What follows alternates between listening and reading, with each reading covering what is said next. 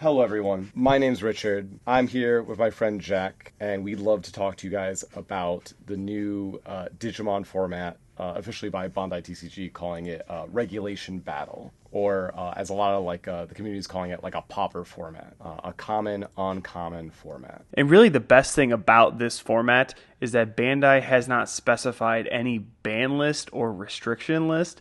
So, for so many of us who played this game way back when, when did you start playing, Richard? I got into it at a little before BT9, so I started playing a BT8 meta. Okay, yeah. So I was playing back in BT4, and that's when Hammer Spark and all those other cards were just running rampant. It was a little past the time of Argo and HPD and everything getting hit, but that kind of brings me into what I want to talk about is that all those cards now are unrestricted. So you can play 4 Calling of Darkness, 4 level 5 Argomon that plays out a suspended level 3, as well as 4 Hidden Potential Discovered. And this is all just us saying this is what it is, because Bandai has not specified any restriction or ban list whatsoever. So that's how our locals has been playing it. But what's kind of your favorite thing about this format, or what's exciting you the most about this format, Richard? So I think this format came at a really good time in Digimon's life right now because we're in a very how to phrase this, a very strong meta. The strong decks are very strong, and at like a high competitive level, they play at a very unique interaction level that feels very different than what Digimon felt like 10 plus sets ago. The way you would play in this format is a little closer to what Digimon started as, where like the power level is a little bit lower. You don't have access to level 6 Digimon that have tons of protection. You wouldn't have access to aces. It's a little more of a slower game and less explosive in that regard.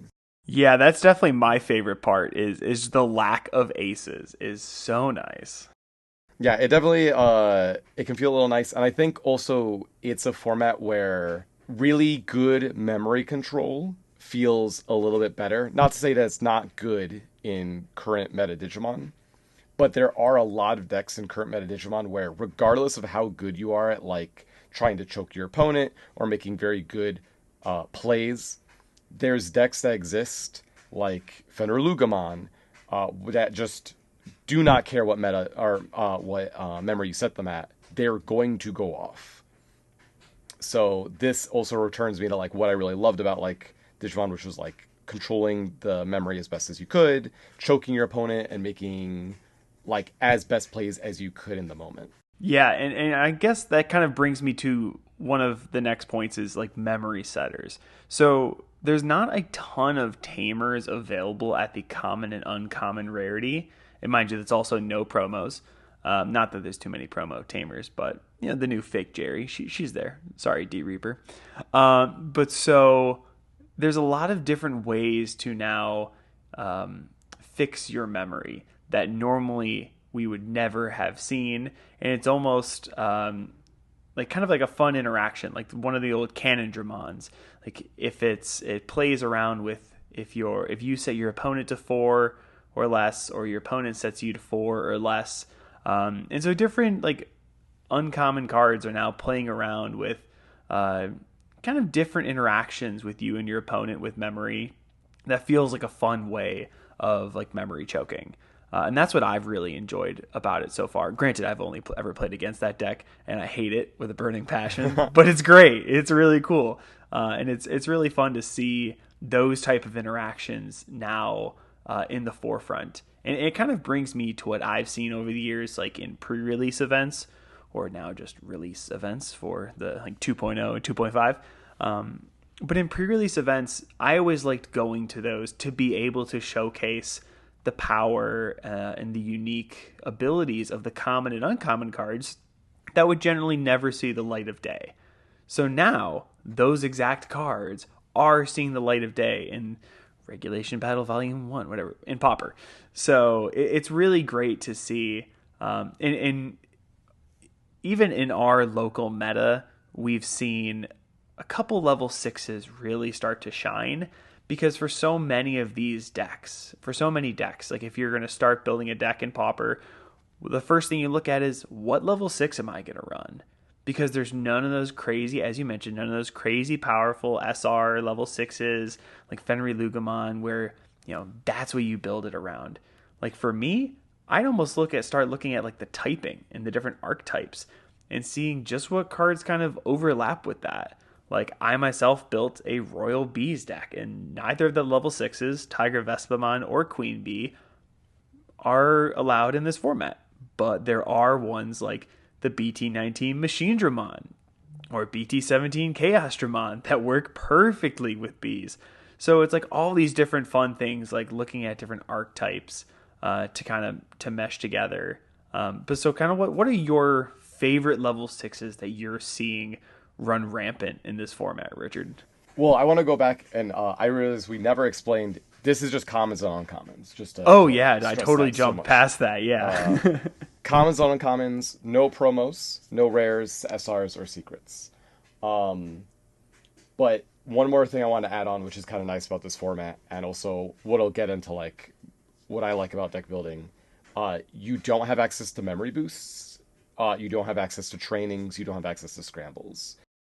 Yeah, but then with So that, you even have some of those interesting memory ones like Pride Memory Boost or yeah, Dino Memory Boost. And it's like, well, they're not as good, but are you going to they're waste spots to use them? well. I think that's what looking at that allows you different opportunities for potential. I think looking at Pride Memory Boost for running a D Brigade type build makes perfect sense. It makes really good use of it. I think both for insects or for the new Nature Spirit egg, Dino Memory Boost is a really good way to suspend a body and then end of turn be able to attack. So there are some that I think some decks can definitely make good use of. I think Glaive and Mist will find ways to be good in any like purple deck because they just facilitate purple game plan. They're just great. But they're just good. They're good football. But there's so many that I think it'll be cool and interesting to see how people play them. But as for level sixes that I think have been cool, seeing the Dino Rex, that was one that I thought was going to be really, really good. I want to say that's like BT14 Dino Rex. The one that's, it has protection as long as the memory's at a certain point. Yeah, that's the one that doesn't allow you to play like level, it doesn't allow you to play Yeah, underneath a certain you can't play play cost or 6K or DP. less. Yeah, and you it have to gets be at 4K zero DP. Yeah. if you're So not at it kinda, zero memory. yeah, it kind of acts a exactly. little bit like That's a fun floodgate. one. And it's just a big body, so it's a little scary when like there's a 15K body where you're playing in a format where it's not as easy to get DP boosts. So that one's really good. I think Ghoulmon is a lot of fun. I've been messing with him a little bit, and just being able to try and mill out your opponent. And then I've seen a lot of the Cannon Dramon. I think Cannon Dramon is obviously very good. Yeah, that four memory play is Yeah, just such a fun even though you're giving your interaction. opponent like four memory, it's like it's fine because I'm killing their guys, and I'm putting them in a situation where they now have to pass me back to four memory, or it'll trigger itself again.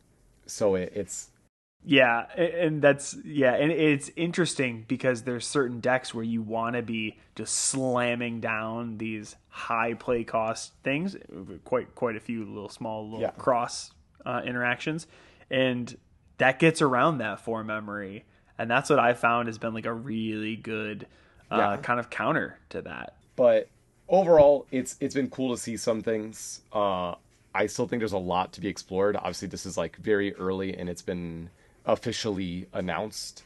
And officially, tournaments are not supposed to start yet. Our local scene is pretty great, and we also have a store that's willing to support us and let us start running them early. But officially, they're not supposed to start until April, based on the Bandai website, as well as I believe they were restricted to like they only wanted to do one a month was what I heard. But check with your local store.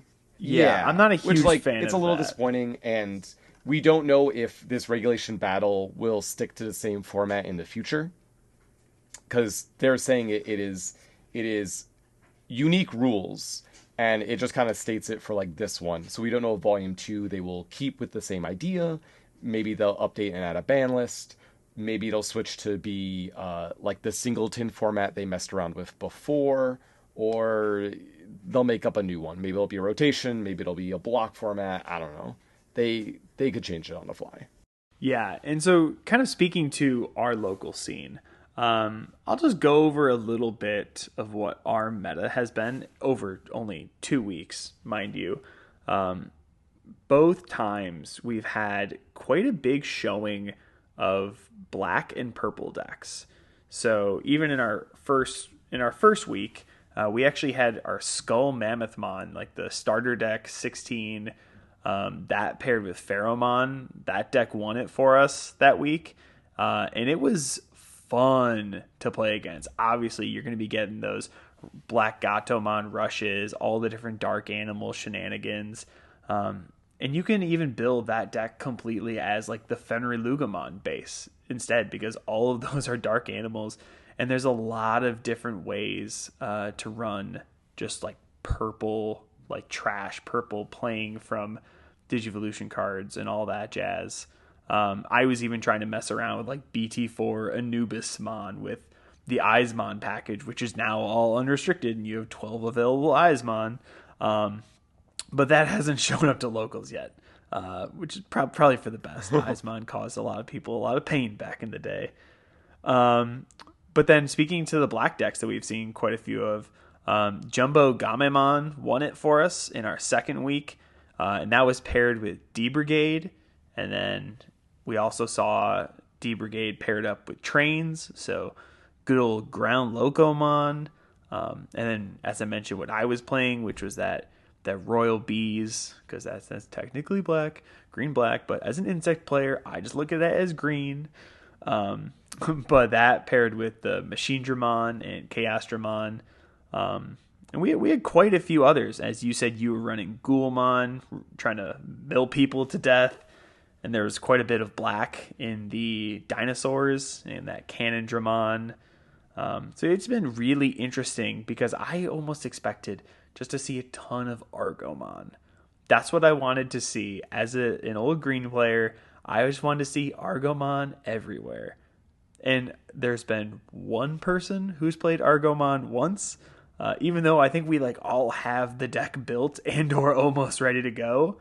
Yeah, I'm surprised I didn't see a lot of that BT2 Argomon that will just swing in for like 5 checks. That was Yeah. one of the first decks I built was Argo. It might have been the second deck I built.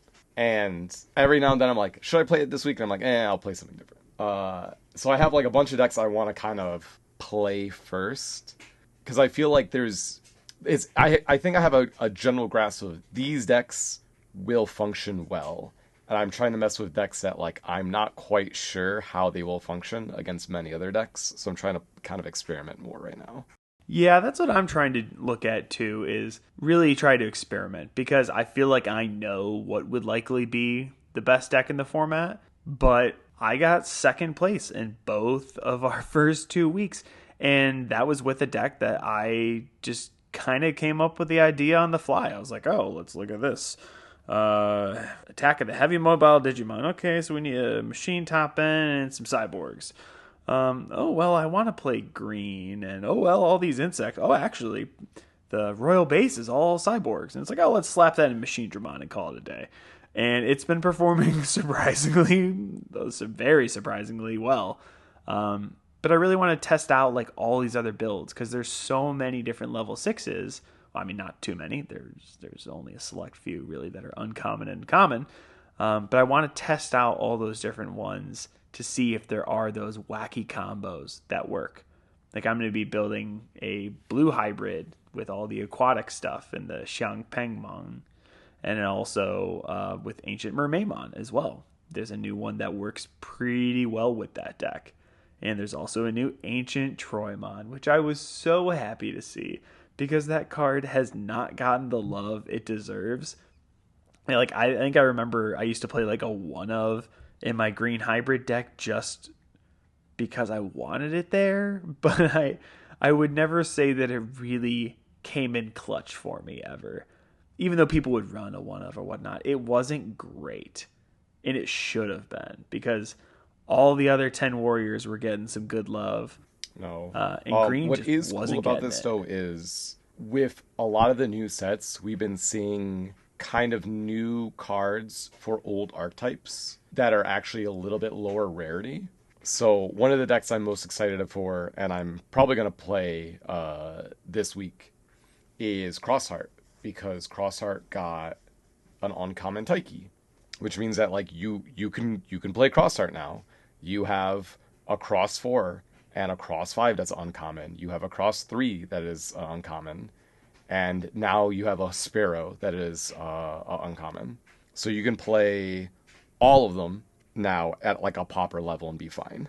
Yeah, and it's kind of speaking to that a little bit, in that you get new cards that make uh, old archetypes now viable, Yeah. like Raidenmon. That is one of the ones that and I know you were about to say it if I didn't. I really want to play that deck. And I think I'm just going to take my Royal Bees deck, take out the Machine Dramon stuff and the excess, Black Cyborg cards, toss in a little Espimon stuff in there because they even reduce the costs up for machines and cyborgs, and then just run Raidenmon with the old like Fujin, Raijin, and Suijin. That's all it needed, was just an uncommon Raidenmon. And that's originally how I wanted to build this deck. I was looking at all those old cards. Maybe it's because I was looking at what cards had really pretty pre-release stamps, but that's because I'm weird and I just love those alt arts. But honestly, I was really, really excited when I saw that Raidenmon was uncommon. And I find myself looking at all these new card reveals, seeing, okay, that's an awesome uncommon. Oh my gosh, that's a sweet common.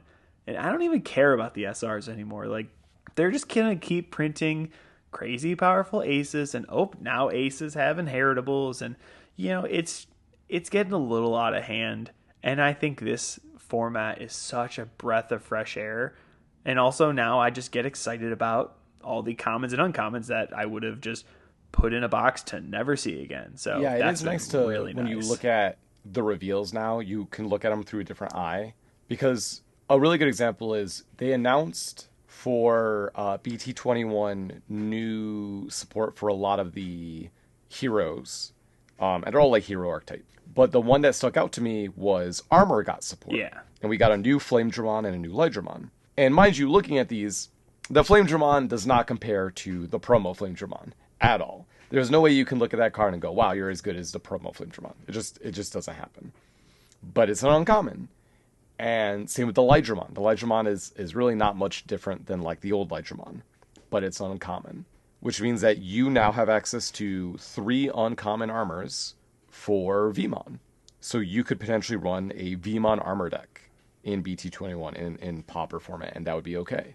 When obviously like Vmon was gate kept out because every armor Vmon had besides Sethmon was at minimum a rare, if not obviously like SR or promo. So it's cool to see some stuff like that happening. Yeah, that was one of the ideas I was first kind of messing around with, was okay, what's some cool option cards like armor texture?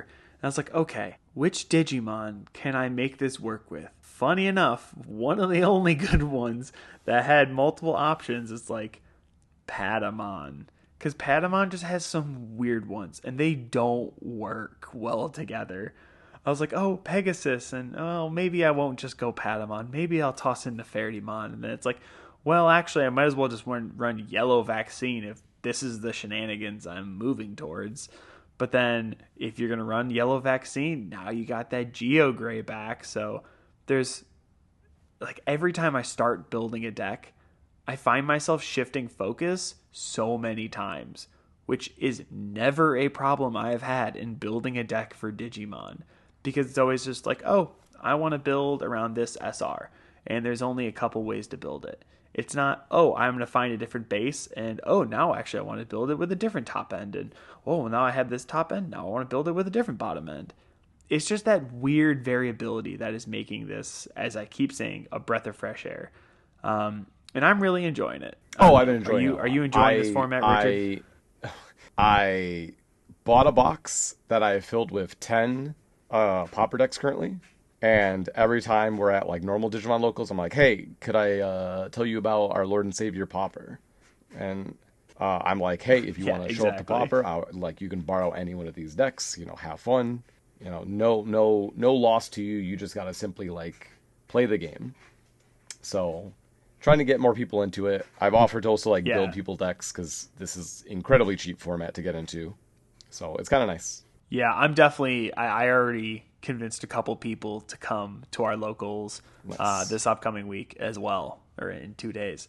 So yeah, and they were like, "Oh, I used to love Rookie Rush or playing around with the trash." And I was like, "Well, you got bunnies and Eismon, so that'll work real well if those are the type of things that you want to play." But they're like, "Oh, well, do you have anything like Three Musketeers?" It's like, no, and thank It's like goodness, not no. quite, not quite. it's like well, you can play Avenge I Kidmon, I which is what you did last week, Yeah, I played as security control. a Journey to the West security control, making use of all the Journey to West Digimon that Digicross, and just having a lot of options. And I do have ideas on how to change that deck up, because it's a little too slow. It's really good at controlling the board, but it doesn't kill someone fast enough. So I think I gotta add Lampmon to it. I had him to the side just in case, but yeah, Lampmon's gonna secretly be the goat. Yeah, I did see. Oh yeah, I did see a couple lists that like people are finally starting to actually post lists about this format, which is so nice to see. And someone was running the Journey to the West Digimon underneath Jumbo Gamemon with a Chessmon bottom end, and that's actually fairly close to what I was thinking. I wasn't looking to do the Journey to the West Digicross level fives, but I was thinking of doing like a puppet like Shin Manzemon or Jumbo Gamemon with the Pawn Chessmon or with the Chessmon line, because you still have the level fours, level fives. You now have the Pawn Chesses from the starter deck, and you still have Queen Chessmon, who should have been a secret rare, and I will die on that hill. BT13 was rigged. BT13 was a perfect set. I will not take any slander on BT13. As a Royal Knight player, it's It's true. it's almost like you're a Royal Knights player. I Oh, that was a hated fun set for me. that. But yeah, it's been cool, and something I don't think we touched on yet that we should let people know. It will have its own pricing when you go to a Bandai event for it. Participating, you will be getting a Alt Art EX6 Biomon. Has really cool art. And then the winner card, if you win your tournament that's supposed to be only once a month, will be Edamon card, which is the alt. It'll be an alt art for the EX5 Edamon. So kind of cool. Yeah, and the really cool thing about those promos is they have like a flower border. It's strange, but it's new, and Bandai giving us something new for a new format. It's like, wow, they are Yeah, I maybe think it's to figuring go this out along with finally. it being like springtime when this event is supposed to be happening, and like the blooming of sakura blossoms and all that kind of nature. Yeah, that's what I Oh, assumed it I didn't even was, think about but that. I don't know. But yeah, there's a lot to be, I think, explored. Obviously Digimon's been around for a minute. We have 20 sets that are just the numbered sets, and then obviously not counting your LMs and your EX sets. So you're working on almost 30 sets that you can pull from. So there's a lot to kind of mess around with, and obviously we still have more sets along the way that will obviously change it, just like kind of how your standard format would change. Yeah, and that's kind of what I was really excited about this format versus like Highlander, is because Highlander or the singleton format, it didn't have as much to work with. Like if you wanted to build a deck, you were very focused on like one archetype or one color. Because like if you wanted to play like Sakuyamon, it's like, well, there really wasn't enough to be able to run like 12 different Renamons, 4 to 8 Sakuyamons. It's like everyone was just running like Greymon or Garurumon or Yep. Imperial, and it was gross. But like in 10 more sets, these other formats can actually see the light of day a little more. But that's where Pauper comes into like that just swinging, because every single one of those sets has a ton of commons and uncommons to work with. So I've really loved that. But yeah, so I guess kind of wrapping up here. I'm not sure, were there any other No, topics you no. wanted I to mean, go over there, we're Richard? really early in it. We'd love to share and talk to you guys more about like deck lists and how at least our local scene will grow and what we'll see kind of get played there. But we just want people to kind of know about it, and it'd be great if people play the format. Tell us about your decks. Tell us about what ideas you're building. Yeah, that's really what I want, because whenever there's a new format or even just a new set, I always want to see deck lists. And you really don't have those. There's one in like the Digimon 2020 Discord, there's like one little channel in the deck building for just Pauper, and it's just one channel for so many different people trying different things, which is really nice to see. But man, if it was like its own section, and that's kind of what we wanted to do here, is we wanted to have a Digimon channel just talking about Pauper, just getting those ideas out there, having deck videos, as Richard said, even probably at some point, hopefully showcasing some actual gameplay. So, and I know there's a couple out there that show their Pauper tournaments, but we want to be exclusively for Pauper, at least for the time being. I play enough of normal Digimon. I think there's enough, footage out there of current Digimon events and stuff like that. So we'd love to just talk about like Pauper and give it like a showcase. Yeah. Yeah, that'd be really good. And if it wasn't brutally obvious with Kabuteri Cafe, it's almost like we are diehard Bugs fans, diehard Bugs players. And unfortunately, you don't have any good level 6s except Bancho Sting in this one. So hopefully for us green insect Pauper players in the future, what's funny to add on to that, bugs. It's not even that we have good ones. Bancho Sting is the only level 6 common or uncommon bug. The only one. Yeah, the only one. Yeah. Well, Richard, this has been an absolute blast, and I hope that people start listening and sharing their own ideas, as you mentioned, and kind of rounding out what should be a really fun and exciting format that I hope Bandai actually keeps around more than just this springtime. But even if that is the case, I think we're still going to play it. And we're still going to play it at our locals. Even if they change things up to be something not Pauper, I think we're still going to play Pauper because I love it. And I know you love it. And a lot of people at our local scene and online are actually really starting to talk about it. So, yeah. Nope, I'm all good. Yeah. Any last words? All right. Well, thank you for listening to us ramble on for 30 minutes about Digimon and our own experiences, and we'll see you guys soon.